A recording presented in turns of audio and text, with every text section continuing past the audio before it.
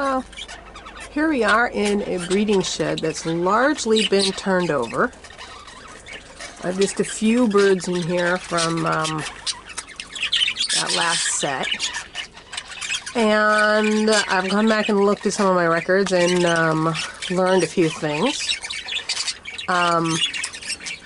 So the original set that I put out here last November, I had a huge amount of infertility. Almost every couple was infertile.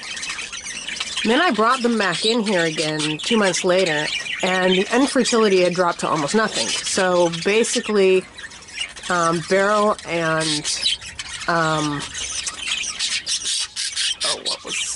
Beryl and Rainbow were the only couple that threw completely in. Oh, and Sparky and Kelly were the only two pairs that threw completely infertile nests full of eggs.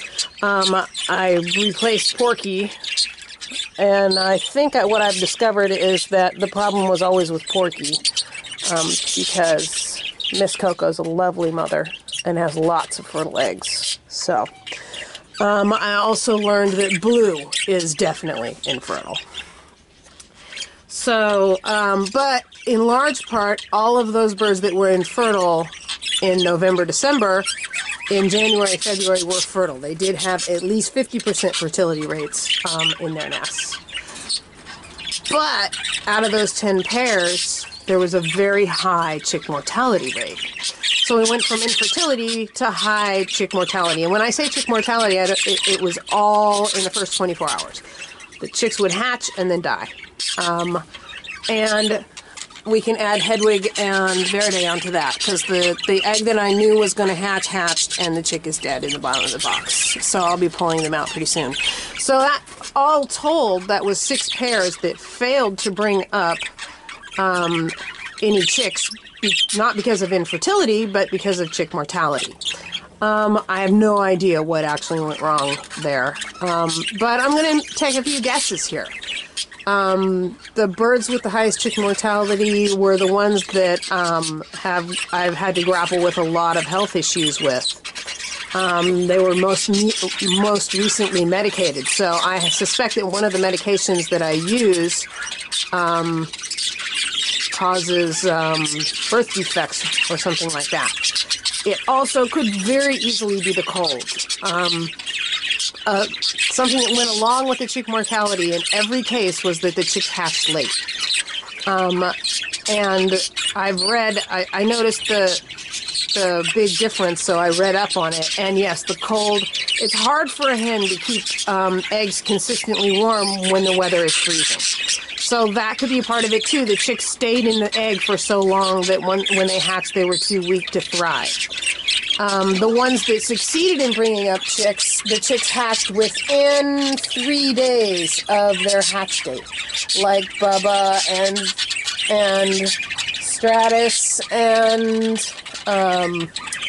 Royal and Matilda, and these two right here who are currently hatching out chicks. The first egg still hatched 3 days late, but the chicks are surviving.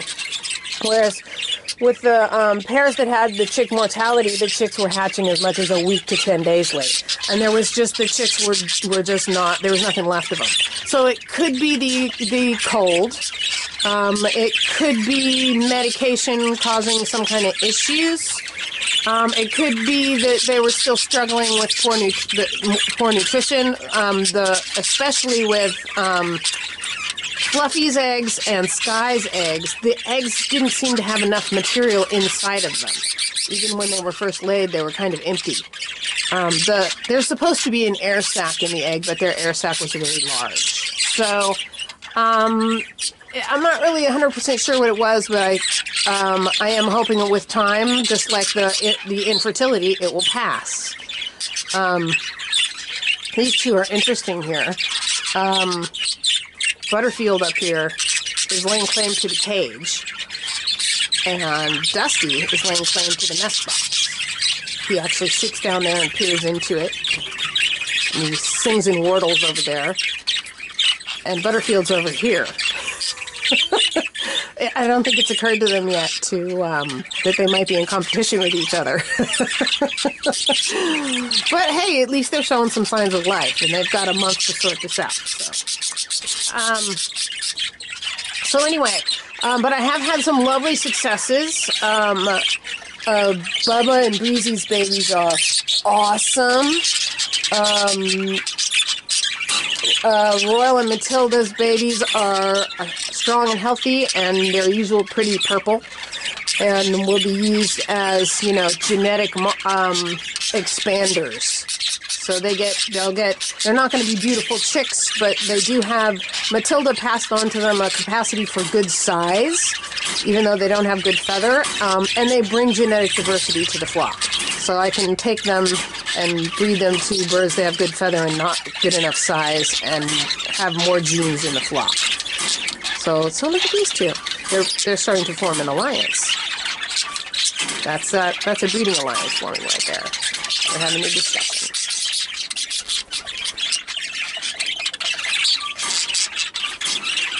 And it is cold in here right now. We're having a cold snap again. It's going to be down in the 30s every night for the next 10 days or so. And that kind of stalls things out. But hopefully, I have only one hen sitting on eggs, and it is Azul down here. He's an experienced hen. And experience has a lot to do with this. She's an experienced hen, and she is sitting tight on those eggs. And Storm is a very, very good supportive male. So she, basically, if she doesn't want to get off those eggs, she won't have to for any reason except to go poo. Because he feeds her all day. And he's actually in there right now helping to keep her warm. So I expect that these two will pull out... We'll pull those 5 eggs through this without too much trouble. I'm really sad that Hedwig's chick is one of those that fell to the high chick mortality, but I am really glad to see that Verde was fertile. He did manage to fertilize 2 out of 5 eggs, and his fertility will only grow as we move into spring. So, I tried to pull her out of there when I found the dead chick, and she was not ready to give it up yet. So I'm going to wait for her to appear out here in the cage.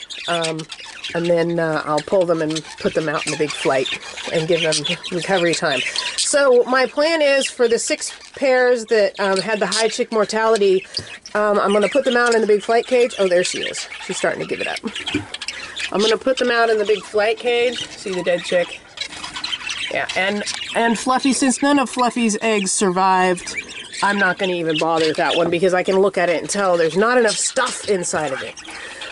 So I'm just going to pull the 2 of them and put them in the big flight. My plan for those 6 pairs is to put them in the big flight and just let them be parakeets until May 1st. So that's a good long time to get their once-a-week calcium supplements and to put on some good food and good weight, and let the weather warm up, and let whatever it is in their system, whatever medications or whatever are still lingering in their systems, pass out of them, and then I'll try them all again and see what happens. I don't like the infertility. They were all infertile the first time I bred them, but since they were all infertile, I was like, this is not the individual birds, this is something that I did. And since all of them had this high chick mortality, I have to think it's something environmental and not necessarily a permanent situation. But they need a good long rest, they need some good nutrition, and to just go out and be in a flock and be birds. And I'll finish treating the last of them for air sac mites and just let them be. In the meantime, there's new birds that I've brought in. These 2. This is Hardy and Royal Baby. And they are in love. And she is her mother's daughter. Look at her. She says, feed me, feed me. She's being very seductive right now. And she's already in and out of the box. It's funny how different these guys are. Pie is down here. She loves her man, but she's not really spending a lot of time in the box. I have a feeling the cold snap is going to stall her. She's just easily distracted. But she's, look at her, chewing on her cuddle bone and the whole thing. These two here, Miss Cloudy's a little bit in shock, I think, having lost her nest. But she's bred with this guy before, and I'm sure they'll put it together again pretty soon. And these guys down here, like I said, I see a breeding alliance forming here between Dusty and Butterfield, which doesn't get the hen bred, but it means they're moving in the right direction. It means they've got the hormones are starting to flow. So that's a good thing. These two right here are just starting to notice each other. This is Oliver, and he was, along with Butterfield, one of the older males that I got that stayed in rehab in the kitchen for a long time, but he is, behaviorally speaking, ready and raring to go. And she is also, she had hooked up with Haverty out in the big flight cage, and was actually actively breeding. So she has to adapt to the fact that she's not getting the male she picked. So it'll take them a little bit, but they're both ready, so I'm sure they'll put it together. And these two down here are doing the whole slow, easy does it, along with, this is Rocky and Lacey, along with these two, who clearly just adore each other, but they're moving slow, and I'm going to bet that the cold snap has everything to do with it. For the next 10 days, we're all going to be freezing our butts off. It is cold out here, and the reason it looks kind of dark in here is because I had to put the front back on because of the wind. So we're back into deep winter again with, freezing temperatures. So let's look at the last of our babies in here. This is Bubba's little crew. Aren't they cute? Fat, sassy little babies. Nice little Bubba's babies. Look at you, ready to fledge. You're a mess. You need to go into fledgling cage. Yes, you do. You're too big. You can't hide in there forever. They said, that's too cold. We're staying down here. We're staying in there. It's too cold outside. We ain't going out there. And I'm getting ready to leave town, and I'm a little worried about these two, because although she's taking wonderful care of this baby, I also think she's going in there because she's thinking about laying another egg. And I'd hate for them to stop feeding him while I'm gone, because I obviously wouldn't be able to tell. She's feeding him now, but I think I'm going to go the opposite direction with this pair, because Kelly is really, really the mommy bird here, whereas Sparky is really, really ready to breed again and chasing her around the cage. So I think I'm going to pull him and let her finish raising this chick before I leave, because I can't leave them together when I leave town, or they'll, eventually they're going to decide, let's breed and screw the babies, So my other option would be to just yank them both and put them out in the big flight and give Bubba's baby back to him and let him finish raising it. So that's an option too, because he is quite the daddy, and after all, it is his chick. And it's actually a day older than his foster from Royal and Matilda.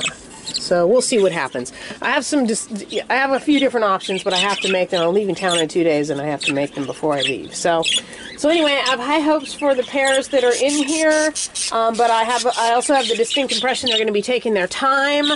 I'll probably be taking these two out today, and because she's clearly not sitting anymore. And I want to get her before she starts laying again. It's not time for that, honey. You got to rest. So I might put Porky and McLeod in here, giving Porky one last chance before I leave town. Let them start getting used to each other. And that's really all the pairs that I have that are ready to breed and be in the breeding shed. Everyone else is either waiting for their 9-month birthday or doing rest and relaxation for a while before they try again. So, okay, that's the update.